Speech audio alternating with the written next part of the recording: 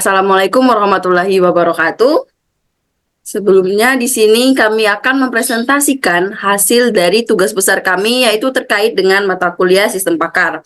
Di sini kami mengambil tema tentang sistem rekomendasi makanan bergizi berdasarkan nutrisi harian. Nah, sebelum kami melanjutkan untuk menjelaskan hasil dari diskusi kami akan memperkenalkan diri terlebih dahulu. Perkenalkan, saya Febi Wulandini dengan NIM 52204111205. Selanjutnya ada rekan saya yaitu Silpi. Boleh untuk memperkenalkan diri terlebih dahulu. Hai, perkenalkan nama saya Sylvia Mairiani Rosdilila dengan NIM 52204111197.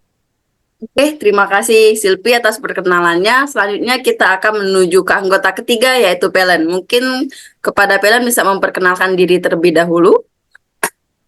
Perkenalkan, nama saya Valen Sinta Pramesti, NIM 52204111189. Oke, terima kasih kepada Pelen dan Silpi atas perkenalannya. Selanjutnya kita akan masuk ke pembahasan terkait dengan sistem yang kita buat. Oke, kita akan masuk ke bagian yaitu penjelasan. Nah, sebelumnya itu judul kita yaitu adalah Sistem Pakar Rekomendasi Makanan berdasarkan kebutuhan gizi dan kita menggunakan metode forward chaining. Nah, sebelum masuk ke pembahasan masalah sistemnya, kita akan menjelaskan terlebih dahulu nih latar belakang. Apa sih latar belakang kita mengambil judul ini atau tema ini? Yang pertama itu adanya rendahnya pemahaman tentang kebutuhan gizi, di mana kebutuhan gizi ini merupakan jumlah minimal zat gizi yang diperlukan oleh tubuh kita untuk menjalankan fungsi secara optimal, baik pada anak-anak maupun pada orang dewasa. Di Indonesia, persoalan gizi semakin kompleks karena mencakup tidak hanya kekurangan tetapi juga kelebihan gizi. Asupan makanan menjadi faktor utama yang mempengaruhi status gizi seseorang. Karena makanan merupakan sumber energi utama buat tubuh kita, kekurangan zat gizi, khususnya energi dan protein dapat menyebabkan penurunan berat badan, menurunnya produktivitas kita, bahkan risiko gizi buruk yang dapat meningkatkan kerentanan terhadap infeksi dan kematian. Kebutuhan gizi setiap individu itu berbeda-beda tergantung pada usia, jenis kelamin, aktivitas fisik, berat badan, dan tinggi badan. Makanya kita membangun sebuah sistem ini dengan latar belakang tersebut untuk meningkatkan tidak adanya lagi tentang kekurangan energi, itu baik dari protein, karbohidrat, dan yang lainnya, terutama mengurangi resiko adanya gizi buruk terhadap anak-anak maupun pada orang dewasa. Nah, selanjutnya di sini kami menggunakan metode forward chaining. Apa sih metode forward chaining itu? Metode forward chaining itu adalah suatu penelusuran maju atau metode penalaran yang memulai proses dari data awal atau fakta-fakta yang tersedia lalu menggunakan data tersebut untuk menelusuri aturan yang sesuai hingga menghasilkan suatu kesimpulan atau suatu tujuan. Jadi forward chaining ini kita alurnya maju dari mencari fakta-fakta sampai ke kesimpulan atau tujuan. Nah, buat data-data dari sistem kita ini yang dibangun, kita mengambil data-data tersebut dari jurnal atau dari artikel yang dipublish di Google Scholar. Buat judul dari artikel tersebut yaitu adalah aplikasi sistem pakar pemilihan makanan berdasarkan kebutuhan gizi menggunakan metode forward chaining. Dan penulis untuk artikel ini yaitu adalah Yayang Elus, Bali Mawartika, dan Muhammad Guntur. Jadi, basis data yang kita gunakan untuk pembuatan sistem ini akan kita ambil dari jurnal yang udah saya sebutkan sebelumnya. Untuk lebih lanjut, basis datanya itu ada berisi apa aja, itu ada rule dan ada ketentuan-ketentuannya, itu akan dijelaskan oleh teman saya yaitu Sylvia. Pada Silpi, saya persilakan. Baik, di sini saya akan menjelaskan terkait basis pengetahuan pada sistem ini. Yang pertama, yaitu kebutuhan kalori atau energi harian pasien. Pada tahap ini, akan dilakukan perhitungan berdasarkan BMR dan tingkat aktivitas pasien. Sebelum membahas lebih jauh, saya akan sedikit menjelaskan terkait apa sih itu BMR dan tingkat aktivitas fisik. Jadi, BMR atau basal metabolic rate adalah jumlah kalori minimum yang dibutuhkan tubuh untuk menjalankan fungsi dasar kehidupan saat beristirahat. Fungsi dasar di sini yaitu seperti bernafas, menjaga suhu tubuh, dan sirkulasi darah. BMR dapat dihitung dengan menggunakan rumus dari Harris Benedict, di mana rumus ini akan dibagi antara laki-laki dan juga perempuan. Untuk lebih jelasnya, rumus ini dapat dilihat pada PPT berikut. Setelah nilai BMR diketahui, nantinya nilai BMR ini akan dikalikan dengan nilai aktivitas fisik pasien untuk mengetahui kebutuhan energi harian atau juga yang dikenal dengan singkatan TDEE. Nah, TDEE sendiri adalah jumlah total kalori yang dibakar tubuh dalam satu hari, termasuk kalori yang dibakar saat beraktivitas, berolahraga, dan bahkan saat beristirahat. Setelah mengetahui jumlah energi harian yang dibutuhkan oleh tubuh, selanjutnya kebutuhan energi ini akan dibagi ke dalam 3 zat gizi makro, yaitu kebutuhan protein, kebutuhan lemak, dan kebutuhan karbohidrat. Pembagian ini dilakukan dengan menggunakan rumus sebagai berikut. Selanjutnya, tahapan kedua yaitu proses penentuan jenis makanan berdasarkan kebutuhan gizi. Proses penentuan menu makanan berdasarkan kebutuhan gizi pasien dilakukan menggunakan rules yang terdapat dalam metode forward chaining. Rules yang digunakan dalam sistem pakar penentuan menu makanan ini berupa pertanyaan yang diajukan kepada pasien. Kemudian, jawaban yang diberikan oleh pasien akan menentukan menu makanan yang sesuai dengan kebutuhan gizi pasien tersebut. Adapun tabel pertanyaan dapat dilihat pada gambar di selanjutnya. Untuk menu makanan yang akan direkomendasikan dibagi ke dalam 3 kelompok, yaitu protein, lemak, dan juga karbohidrat. Untuk lebih jelasnya dapat dilihat pada tabel menu makanan. Selanjutnya, yang terakhir dan yang tidak kalah penting, yaitu rules forward chaining yang digunakan dalam sistem ini. Rules yang digunakan dibagi ke dalam 3 rules, yaitu rules untuk menu karbohidrat, rules untuk menu protein, dan rules untuk menu lemak. Ketiga pembagian rules ini dapat dilihat pada tabel berikut. Di sini saya akan menjelaskan tentang sistem pakar yang telah kami buat.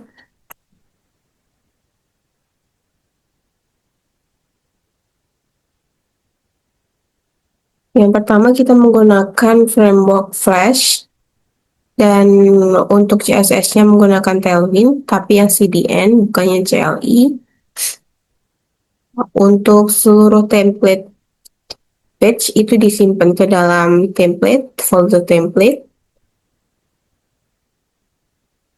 Untuk base HTML ini menyimpan bagian yang akan muncul ke dalam seluruh page, seperti navbar dan footer. Kemudian untuk bagian dashboard, ini adalah tampilan utama dari website kami saat user berhasil untuk login. Kemudian di bagian history detail ini untuk mencetak seluruh history detail ini yang memunculkan hasil dari perhitungan, kemudian hasil dari rekomendasi berdasarkan inputan dari user. Kemudian di bagian history, ini menyimpan seluruh riwayat konsultasi dari user. Kemudian di bagian login, ini adalah halaman yang paling muncul pertama, adalah login. Saat user berhasil untuk login, berarti dia sudah pernah mendaftar. Tapi kalau belum pernah, akan diarahkan ke halaman register terlebih dahulu. Kemudian untuk personal data, ini tempat user untuk menginputkan data. Kemudian di kuesioner, ini user menginputkan jawaban dari pertanyaan yang telah kami berikan. Kemudian di bagian register ini, saat user belum bisa untuk login, akan diarahkan ke register. Kemudian untuk result, itu dia yang memunculkan hasil dari jawaban pertanyaan-pertanyaan itu. Kemudian di bagian add PY Ini merupakan algoritma yang telah kami buat. Di sini menyimpan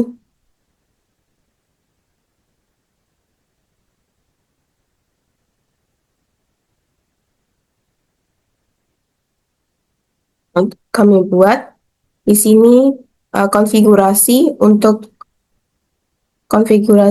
dari untuk menyambung ke dalam database. Sini database kami NutriExpert. Kemudian di sini itu untuk melakukan perhitungan di bagian untuk melakukan perhitungan di bagian kebutuhan energi, kita menggunakan rumus BEE yang sesuai dengan jurnal yang telah kami baca. Itu nanti perhitungannya berdasarkan berat badan, tinggi badan, dan usia,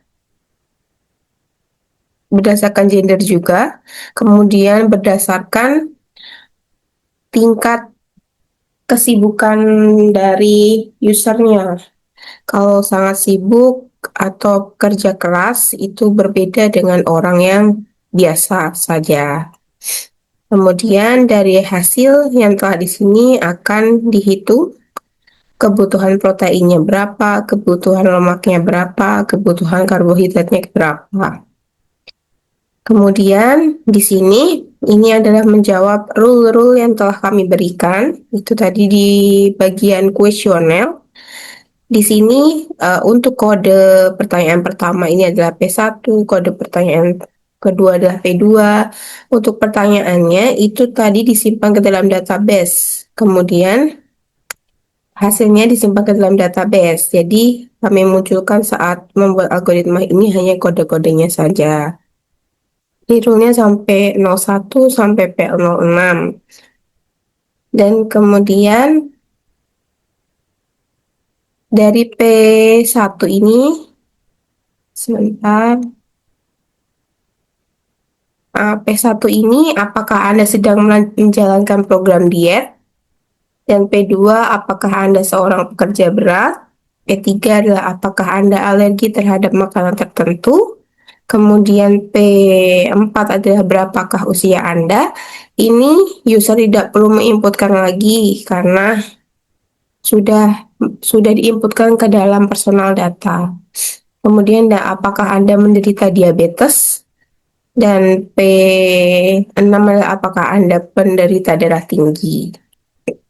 Dan di rule-nya ini, jika diet dan bekerja keras, maka hasilnya kentang. Dan jika diet dan tidak punya alergi, itu singkong. Kemudian jika diet dan usia kurang dari sama dengan 18 dan mempunyai diabetes, maka akan keluar ubi jalar. Kemudian jika diet dan memiliki diabetes, keluarnya singkong. Jika memiliki diabetes, singkong juga. Jika memiliki alergi dan darah tinggi, akan keluar sagu. Kemudian ini default saja jika tidak menambahkan, tidak menjawab seluruh pertanyaan, itu nanti akan keluar beras merah. Kemudian untuk rekomendasi protein, jika diet dan pekerja keras akan keluar hasilnya ikan. Jika diet dan memiliki alergi itu kacang polong. Jika diet dan umur lebih dari sama dengan 18 dan memiliki diabetes itu tempe. Kemudian jika diet dan memiliki diabetes kedelai. Jika memiliki diabetes itu tempe. Jika memiliki alergi dan darah tinggi itu telur ayam.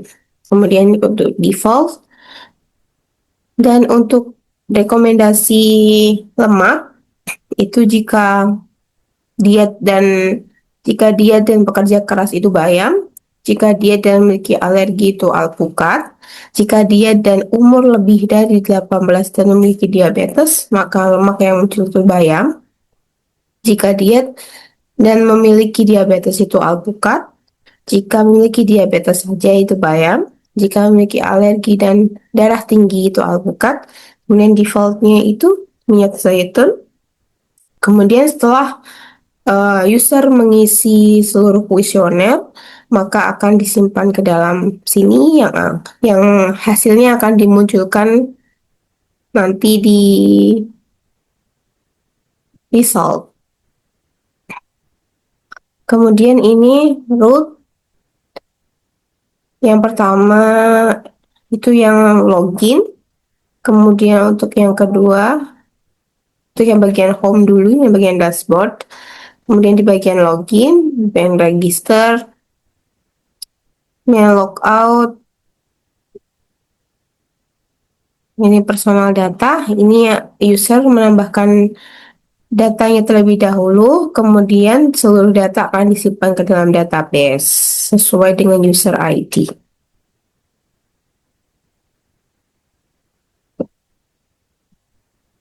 Kuesioner juga hasilnya akan tersimpan ke dalam database. Kemudian untuk result itu memunculkan hasil dari konsultasi tadi.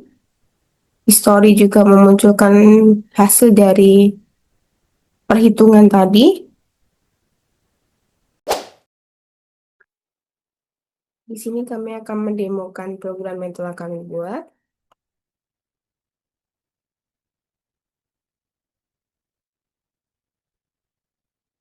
Di sini halaman login, kita login terlebih dahulu.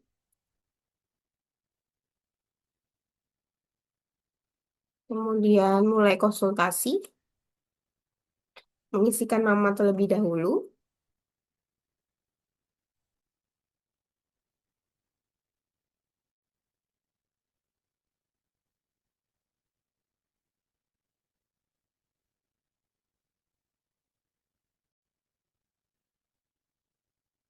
Kemudian mengisi kuesioner.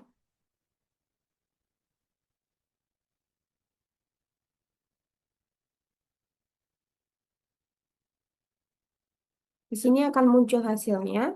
Untuk kebutuhan gizi harian ini didapatkan dari rumus BEE yang telah saya tunjukkan sebelumnya di codingan yang telah kami buat. Kemudian untuk rekomendasi makanan itu muncul sesuai dengan rule yang hasil dari jawaban pertanyaan tadi, kemudian akan dimasukkan ke dalam rule terlebih dahulu untuk mendapatkan hasil rekomendasi makanan. Untuk karbohidrat, kenapa hasilnya dua seperti ini? Karena memang beberapa pertanyaan itu memenuhi rule-rule yang lain. Jadi akan muncul jawaban dua, dua rekomendasi. Karena memang memenuhi tidak hanya satu rule, tapi bisa dua rule atau tiga rule. Kemudian dari hasil ini tersimpan di riwayat yang bisa dilihat kapan saja. Sekian presentasi dari kami, dari kelompok kami. Apabila ada kekurangan kami mohon maaf. Wassalamualaikum warahmatullahi wabarakatuh.